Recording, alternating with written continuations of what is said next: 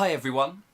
I realise it's been a while since my last video. Unfortunately, life and work and gigs and things got in the way a bit, and I'm here on a very hot summer's evening, hence the kimono.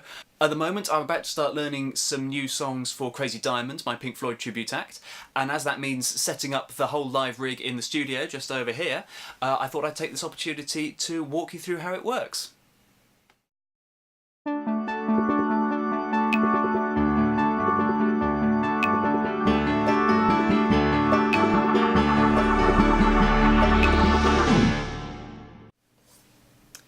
So first up is the brains of the rig, which is this, the Kurzweil PC3K8.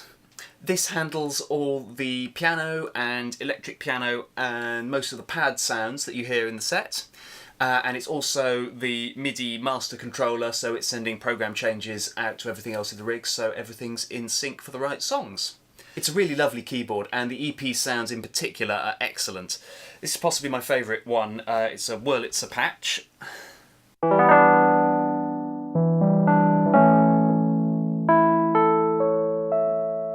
Which I believe was actually designed for John Carrin when he was using Kurzweil synthesizers for his work with Roger Waters.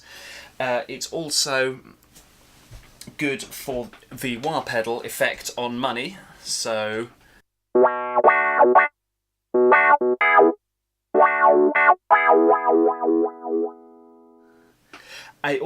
As I said, it also handles all the pad sounds, so the famous ones, like this one.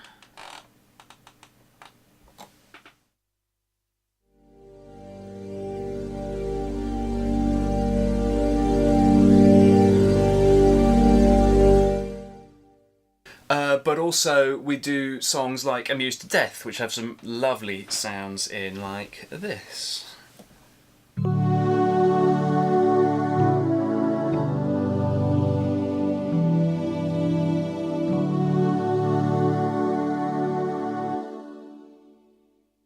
So that's kind of the brains of the rig. Next up is arguably the heart of the rig. So this is the Nord Electro 4D, which handles all the Hammond organ parts in the set, and there's a lot of them. There's very few songs where I'm not playing something on this at some point. For the organ nerds, most of the time I'm on this registration, which is 88842. It's really nice and full. It's great for kind of backing up lead guitar parts and lead vocal parts without taking up too much space. So in a song like Dogs, where you just sort of, there's a lot of stuff where I'm sort of holding big chords, so...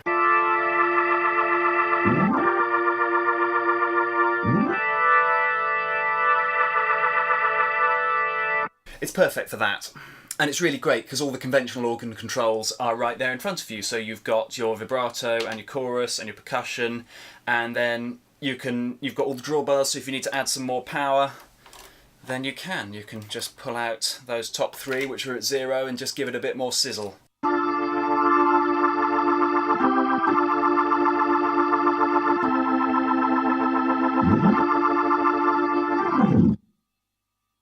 It's also used for Set the Controls for the Heart of the Sun, which was an old song before Rick Wright started using the Hammond, which is on the Farfisa, and it's got a lovely Farfisa emulation, not sure which, in it, but it's also got this effects section over here, which is really great because you've got your phasers and your tremolos, so you can really do proper psychedelic kind of...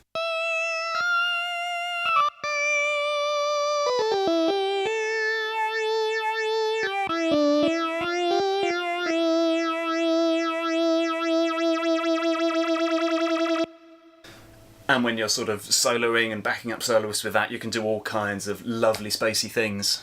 And as I said, the Kurzweil is the master keyboard, so there are a few songs where there's, say, big piano parts and organ parts. So the most obvious one is in Great Gig in the Sky. In the first kind of big vocal section, you've got to play these big piano chords and these big organ chords. And yeah, the purists are going to scoff at me, but it's either that or grow some extra arms. So I can do this.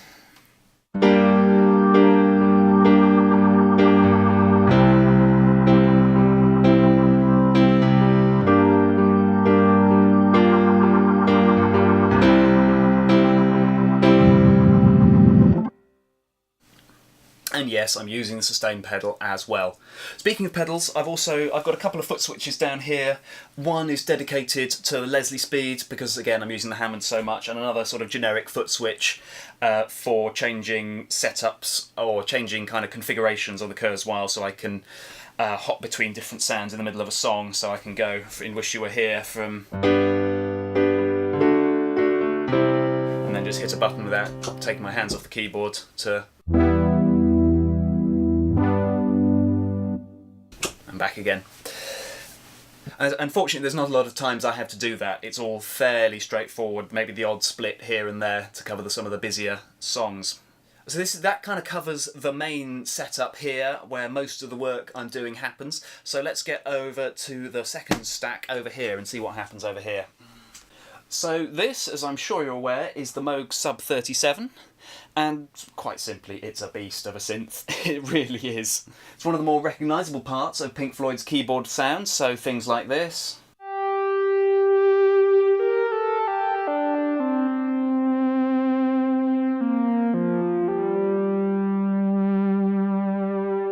And then this.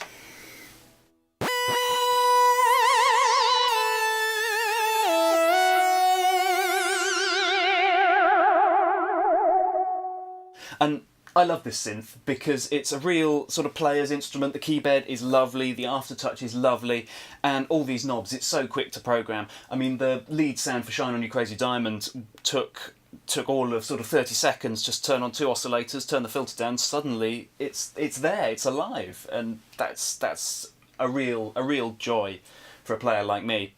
It's also handling some of the sound effects, for example at the end of Wish You Were Here.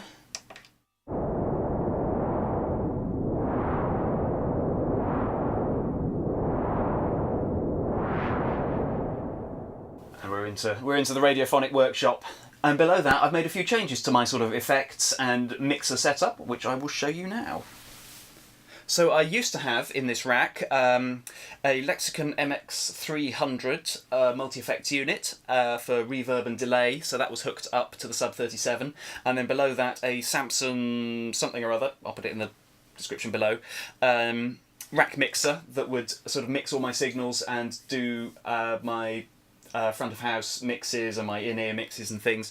But what I've done recently, as in a couple of days ago, is taken all that out and replaced it with this Focusrite Scarlett 18i20.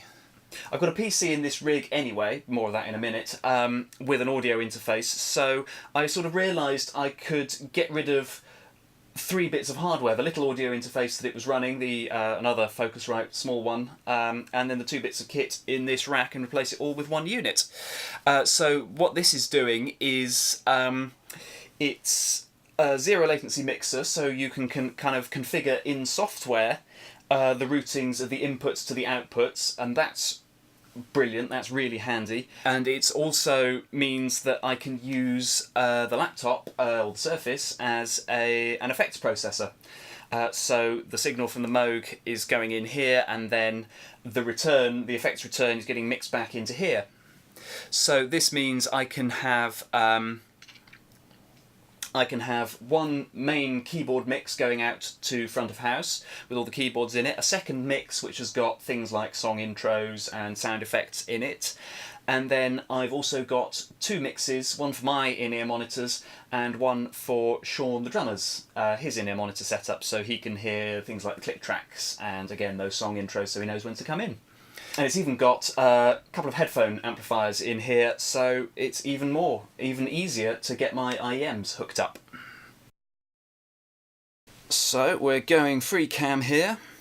So the computer I'm running is this Microsoft Surface Pro 3, and this is handling all the playback for the show. So we've got where's something with a lot going on? Here we are. So we've got sound effects and song intros here.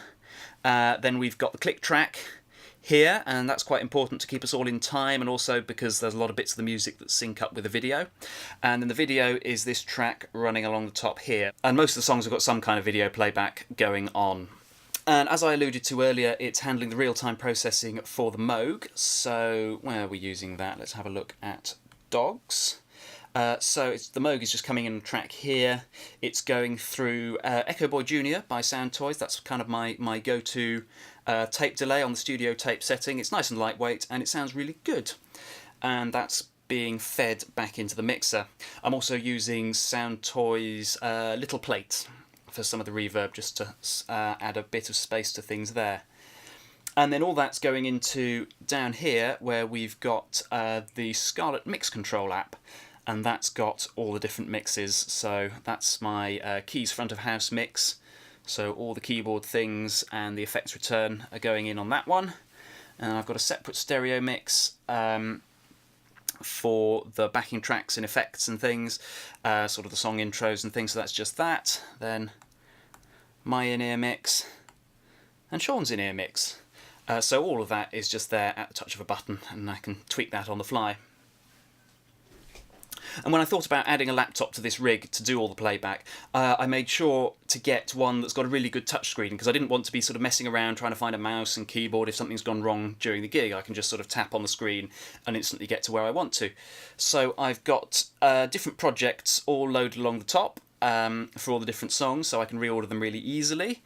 And I've got some macro buttons for jumping from project to project and back again, and then some more macro buttons. All the projects are sort of set up into sections, so you can see we've got sort of intro, verse, chorus and all that for the first side of the wall, which is what we open with. So if we do somehow get out of sync, I can just jump on the buttons and jump straight to those sections to bring us back into sync with everything that's going on.